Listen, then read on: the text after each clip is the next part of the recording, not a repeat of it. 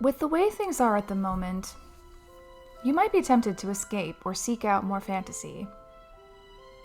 And this is not necessarily a bad thing. Play is an essential and often neglected part of the human experience. But what happens when you use escape and fantasy as an excuse to ignore the growth and personal work you need to do?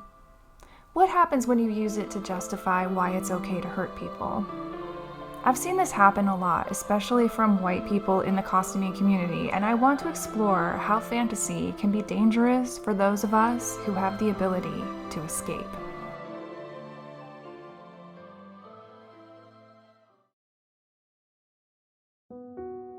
I'm telling you this because I started to feel the same way. Escape is, after all, a coping strategy. It's one that was part of a lot of my experiences as a child, and why I loved books and fantasy so much. The Narnia children took off into a wardrobe from war-torn England. Mary Lennox spent all her time in a garden. Sarah Crewe made up magic to get through the loss of her father. And Anne of Green Gables made up stories and played in flower-filled fields on Prince Edward Island. For the first 40 years of my life, I've been an undiagnosed autistic, and the challenges of fitting into this world, of actually functioning the way society wants me to, in school, social life, and parenting, has been really challenging. More than I ever really realized, and I'm still learning about it, and realizing and processing that trauma every day. The weight of ableism when you don't even know why you can't work the way everyone wants you to is very acute.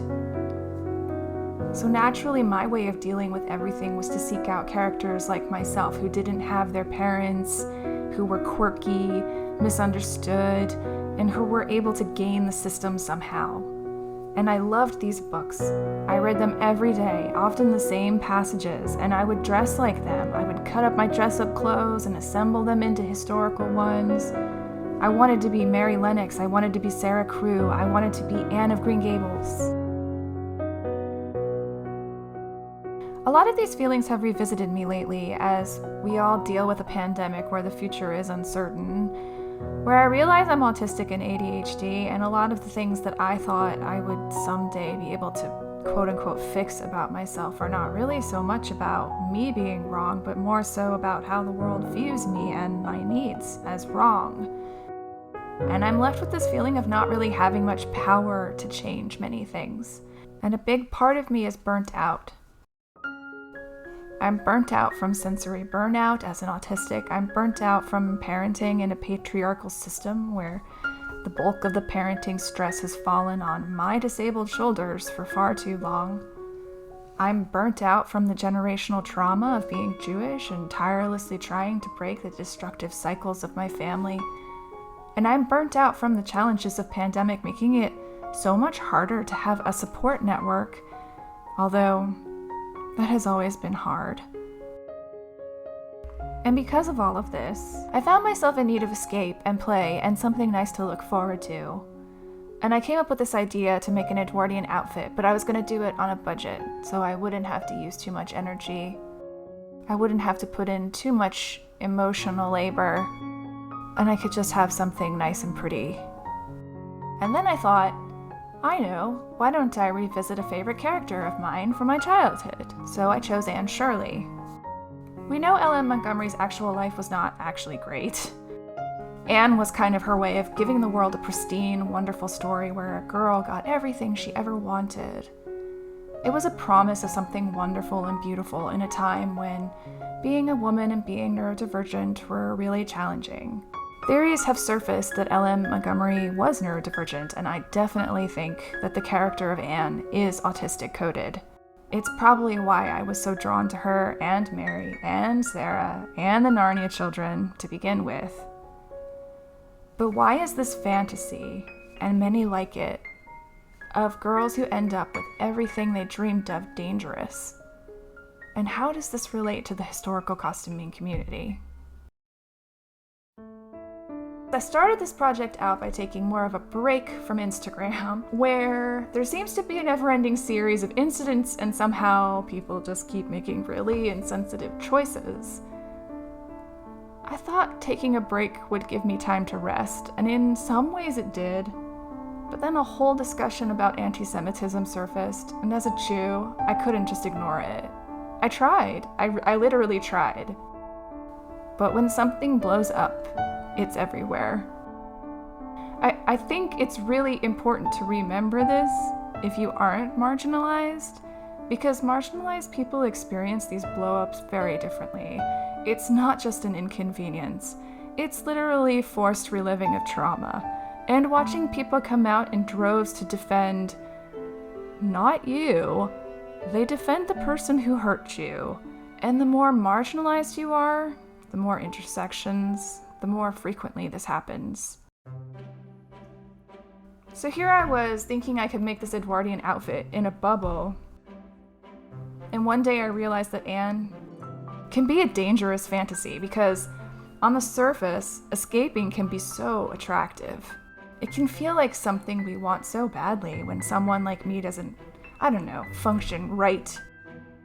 When I want to stop thinking about the pandemic, when I don't want to face all the systemic problems that not only hurt me, but also conditioned me and hurt other marginalized people. It's really hard to admit to our own work in the midst of our own complex histories and intersections and marginalizations, but to jump into the Prince Edward Island of Anne's fantasy, to avoid that, is to see a world where neurodivergent people don't really struggle, where someone like me doesn't have a place, where Indigenous people barely exist, where there's really no diversity, where your children don't overstimulate and overwhelm you on the regular, where socializing is never stressful. Where is the Anne that's so drained and exhausted by the many children she can barely manage with help, let alone by herself? Where is the Anne who lives on stolen land? Where is the Anne who stims?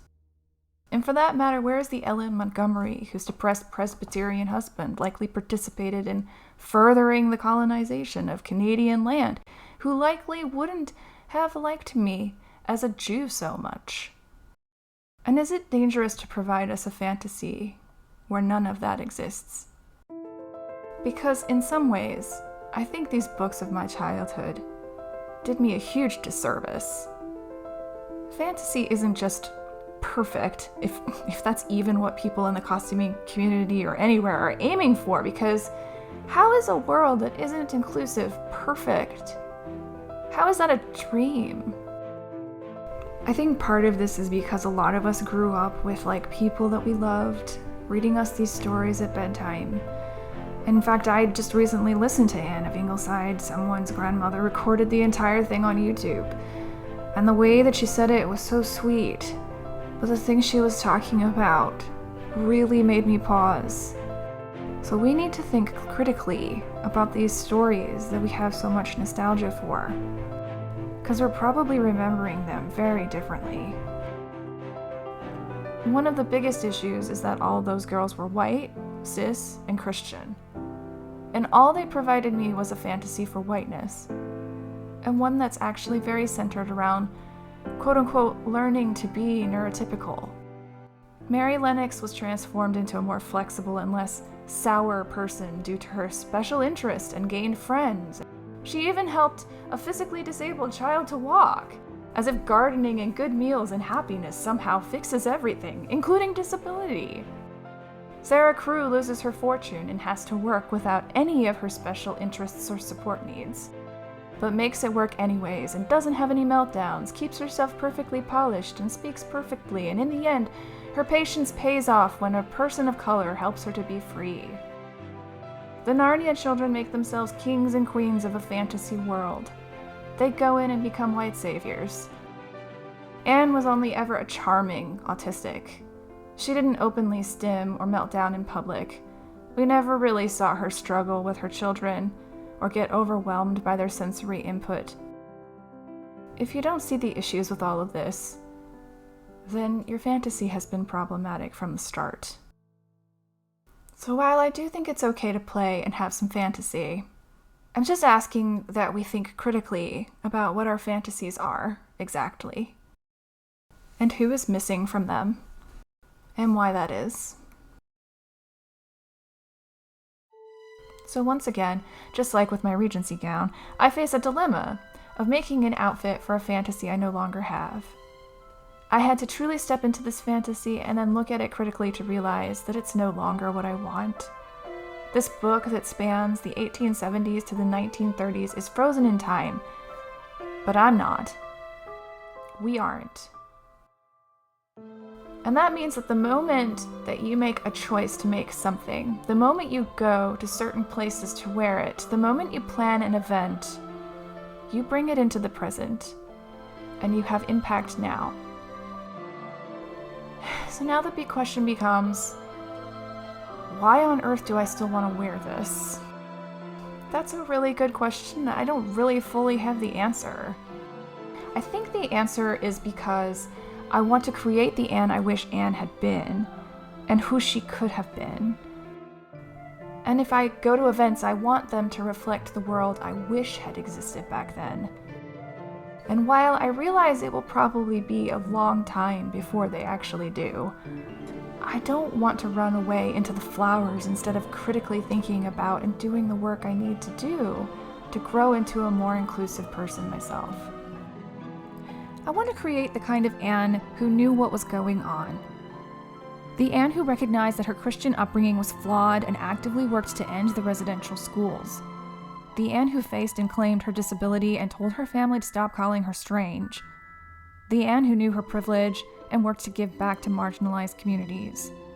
The Anne who knew that melting down and stimming openly shouldn't be dangerous. The Anne who wrote about herself because the world needed to know its impact on autistic people. And is this a lot? Is this maybe too much to expect from a white woman from 1907? Probably. But this is fiction, after all. It's time for the costuming community to really look at its fantasies and make new ones. Because you can't avoid the work you need to do by just putting on elf ears. Dressing as a Jedi doesn't change your bias. There is no art in history that isn't problematic somehow. But that's no excuse to ignore it and leave. Because that's just hopping into a fantasy and deciding to exit and deciding to leave the room, and not everyone can do that. I'm ready to start making fantasies that everyone can participate in. And I no longer feel that history is romantic. History was violent, and I intend to learn from it. Will you?